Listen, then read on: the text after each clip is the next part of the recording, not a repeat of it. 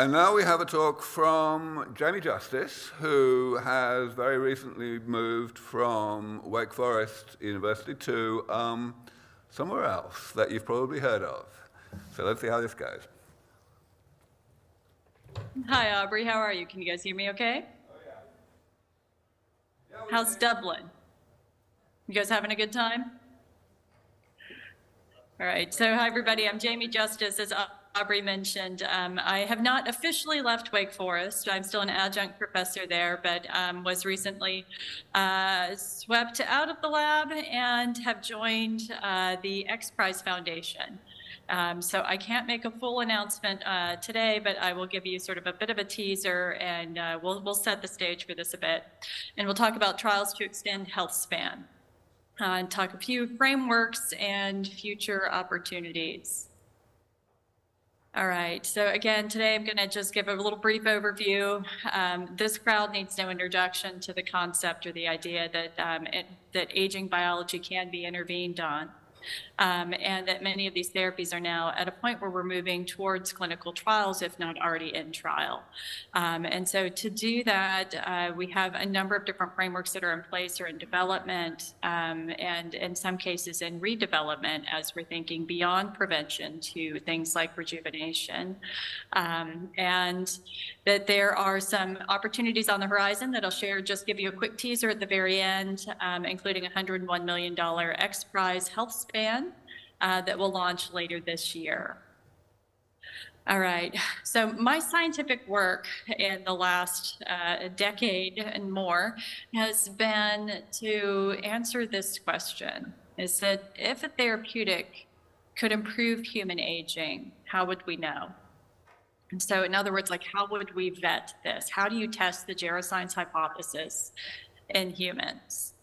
And this is a relevant question because there are a lot of interventions that are available right now, or therapeutics that are at the stage of trials.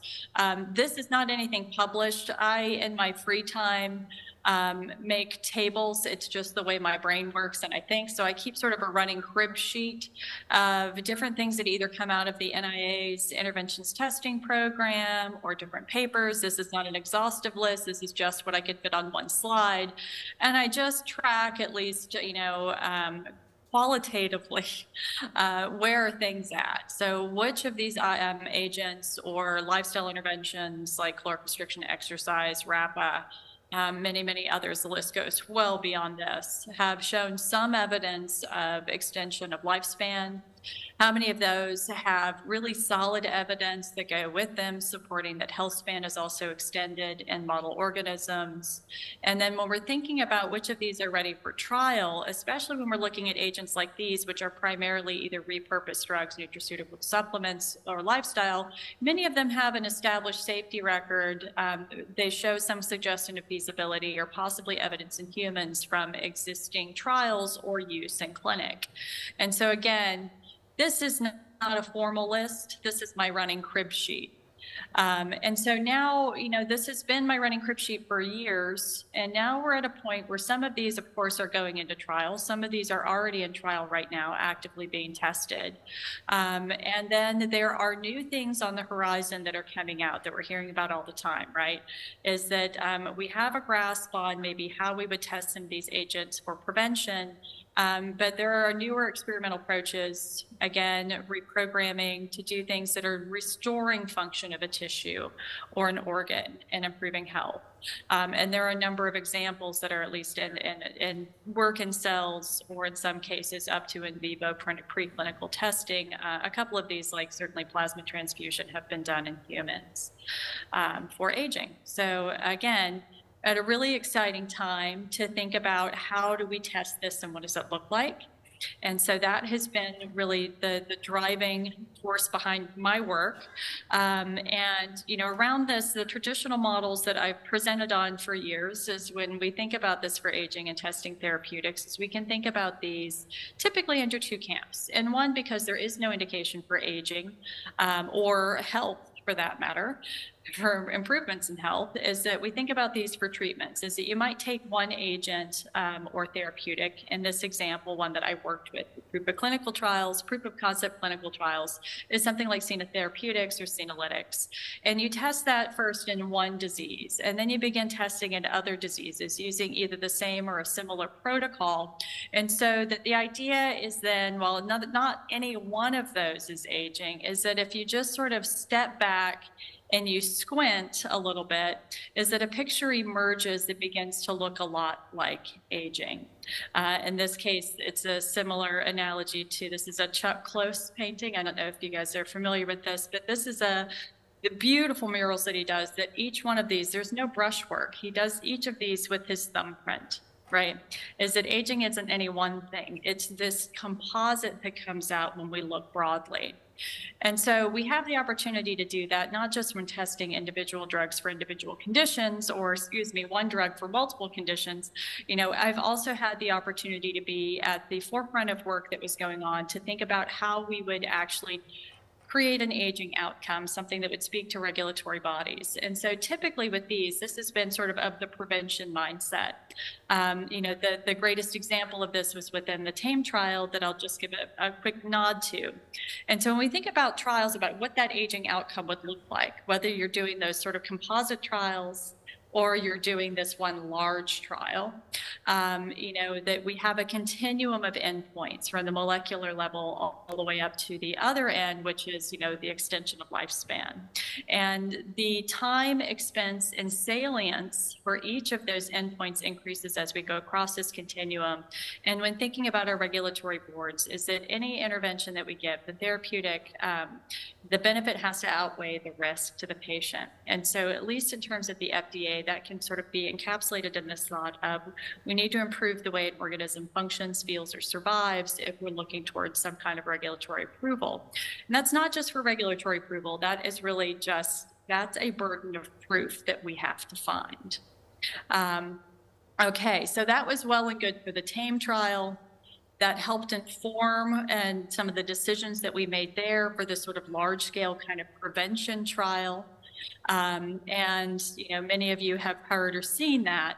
And so now we're at this precipice, right, of how do we go against some of this and stop considering aging as the cumulative disease process, right? Is that it's more, health is something more than individual diseases or dysfunction of any single organ system.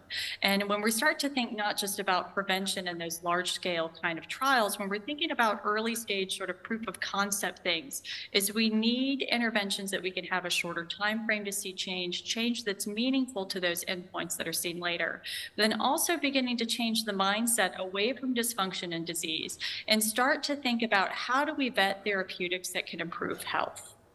And so that's really the ask right now, is how do we turn some of these processes on the head and look about improving intrinsic capacity, improving resilience to acute stressors, improving physiologic function, and that we might be able to observe that later in the extension of disability-free survival and even lifespan later on. But again, for these shorter term trials, we're looking at, again, proof of concept, things that are in the early stage that will be informative to later regulatory trials. And, you know, again, this is going to be a collection of things, is that we still want this to be meaningful to the person. So it can't just be a molecular biomarker, which I think is going to be critically important to establishing the mechanisms and also showing that we're affecting the biology. But at least for an endpoint for a trial, is that it has to be meaningful. And so again, aging is more than a dysfunction of a single system. And so we're looking broadly across the different organ systems and different ways that we can capture that. And that there are many endpoints that are either validated or are working, are on the pathway to clinical validation as surrogates for different diseases. And so these might be things like 6-minute walk tests. There may be other functional tests. There are different biomarkers, even blood-based biomarkers for various conditions that we can be informed by, with the knowledge that not one of those, but the collection of these is going to be informative, really informing function and feels at this point. Okay, so that's just sort of a brief snapshot of just sort of what we're thinking, this sort of broad approach. And that, you know, that no one of those is going to be important, but we think that if you even begin to take some of these and go into these phenotypic composites based on those different assessments, is that we actually have a possibility to show improvement in the short term. And so this is just, you know, it's one example. There's a lot that I could have chosen. This is one that I just happen to have on hand. Is that they created a deficit accumulation index, again, a composite of about 30 different endpoints. When those were combined, even in a really traditional large-scale trial, looking at lifestyle intervention versus diabetes support and education and persons with type 2 diabetes, is that what I wanted to point out here is that you can see that in those first 2 years of trial, with this really intensive lifestyle intervention, those first 2 years, is that you show not just an attenuation of decline at first, but you actually show improvement. And so again, this is just with a lifestyle intervention in persons who have metabolic dysfunction or diabetes.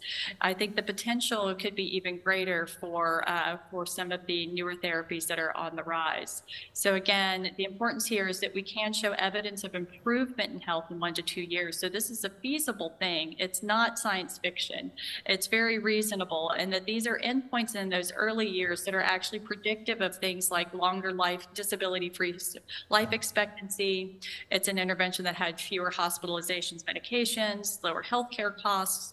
So again, that this is a feasible thing that probably could be done more effectively than this intensive intervention, and is actually meaningful for health outcomes that are important to people. And that I think we have the opportunity in some of these earlier stage trials to look not just at those large randomized trials I just showed you one example of from just using previous evidence, but, you know, if we can do more frequent measurements over time, it really is a great opportunity to deepen the data that we're collecting, and the opportunity to see within person change, and maybe even broaden our approaches to clinical trials by embracing things like aggregate N of 1 trials or others that might be really informative along the process. And so I gave you this little kind of a deep dive to distract just a little bit, is that that's where my background has been. And where I'm at now is about a month ago, thanks to Aubrey and a few other people that are in the crowd there, is I was approached and engaged to step into XPRIZE and have some really great opportunities that should say on the horizon. Apologies for the typos for those in the crowd. And so I can't give a full launch, but what I can tell you a little bit is about XPRIZE, the group that I just joined last month. So the mission of XPRIZE is to inspire and empower humanity to achieve breakthroughs that accelerate a hopeful future for all. So it's beyond aging or health, but I happen to be in a really unique position for a new prize. XPRIZE has been around for quite a while, and it's not unlike what you've just heard. These aren't awards or funds that we give proactively, right? That you get money. It's not traditional NIH or other funds, and that you do the work. This is an incentivized competition. And that this model has worked, and it's been around for some time. So in 1927, there was one of these. There was $25,000. If you guys have heard of the Charles Lindbergh, right? It really helped launch commercial aviation, a flight around the world, this intercontinental flight. And that didn't happen out of the goodness of someone's heart. That was somebody dangling a $25,000 prize out there, a big old carrot, and having people chase it. And so I became sort of enamored of this as a potential model that we could use to actually drive change in our own field. This has not just been used for flight there. XPRIZE started when this same model was used for space. And so they launched a $10 million competition called the Ansari Prize in 2000 that was awarded in 2004 that really helped launch the new commercial space travel industry. And so this is the CEO, Anusha Ansari, who is my new personal hero. She's a really incredible person. And says here, you know, the Ansari Prize kickstarted a model of igniting incredible innovation to address the global challenges we face today.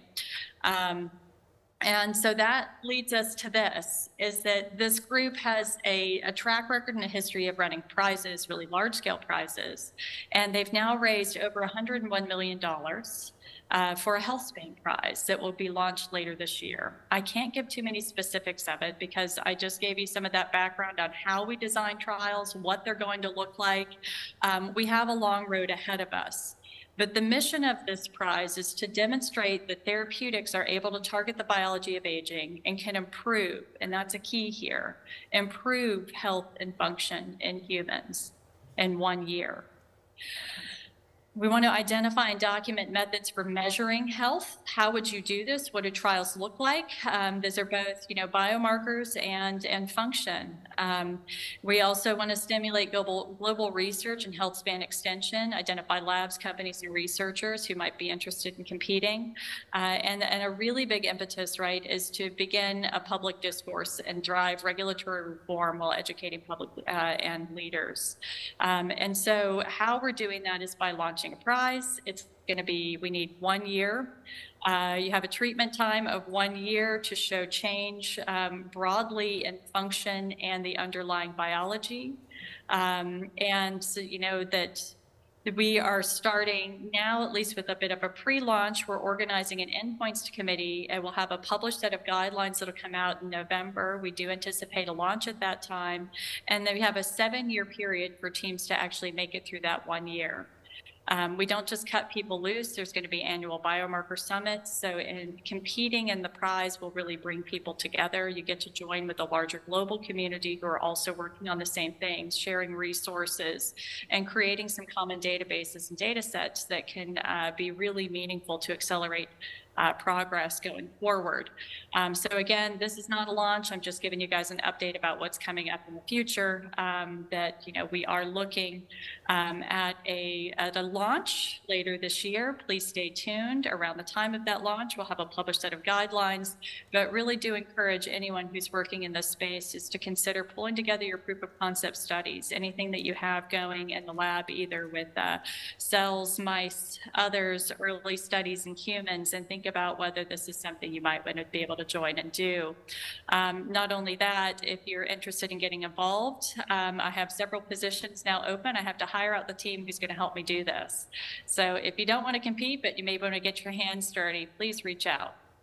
Thanks. All right.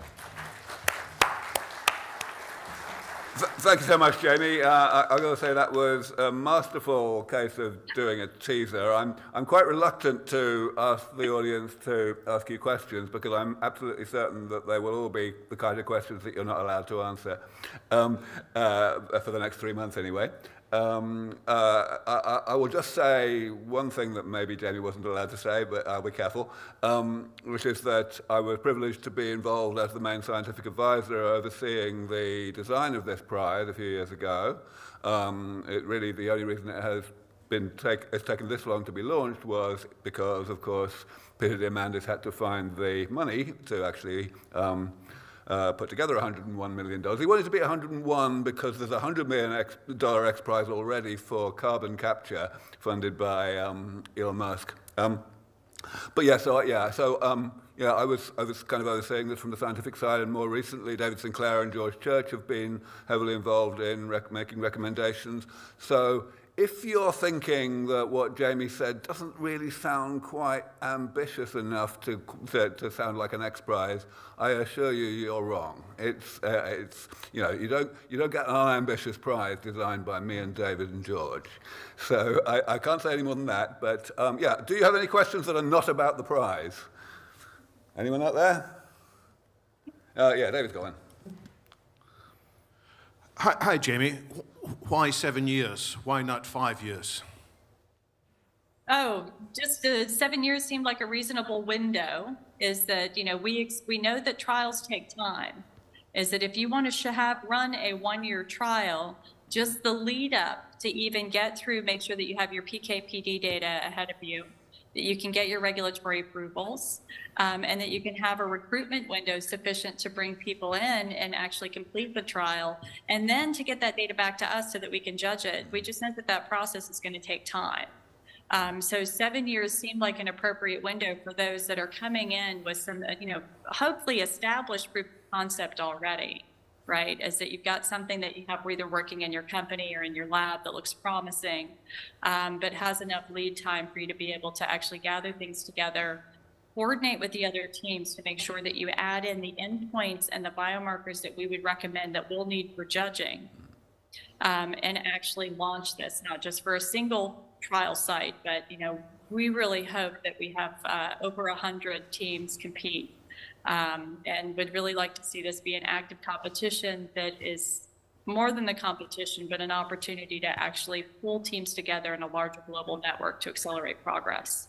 And there's also a general answer to your question that applies across the whole of the XPRIZE's activities, which is that the real magic that Peter's been able to put together over the past 20 years is to find the right balance between achievability and audacity, and to find the right kind of level of difficulty and therefore the right kind of time for a prize to be open to before they just cancel it and say we can't do this, or else they cancel it because it's become too easy, which did happen once. Any other questions? Sure. Yes, thank you. So you had a slide that was quite interesting, which indicated an increased level of FDA interest for treatments that actually extend lifespan or reduce all-cause mortality. So let me make sure I understand this correctly. Let's say there were a treatment, hypothetically, that was demonstrated to increase lifespan by 3 years on average, but it doesn't cure heart disease, it doesn't cure cancer, it doesn't cure any known classified disease, but it does reduce all-cause mortality rates. Would the FDA, under today's regime, approve it, or would the FDA say, well, there's no known disease code associated with this, so sorry, you can't deploy this to the public, even though it's been proven to extend lifespan and reduce all-cause mortality? I want to emphasize I am in no way a spokesperson for the FDA. So currently, that most diseases right now are designed and indicated, or excuse me, most drugs are designed and developed for a disease indication. There have been trials that have been run for, disability-free survival. That's not necessarily a disease. And so it's not that they're not receptive. In fact, I would have to say the FDA they've been great partners throughout, and that they've already had, in other conversations, I think that there is an interest from some within the FDA even to talk about how do you vet interventions and therapeutics for non-disease targets. And so I know that the FDA is becoming interested in that. But again, sort of what the steps look like on the inside of their structure for how do you go from an interest to indications for non-disease targets, I can't speak to that, but I can say the FDA is not the enemy. Okay, yeah. Thank you, Jamie.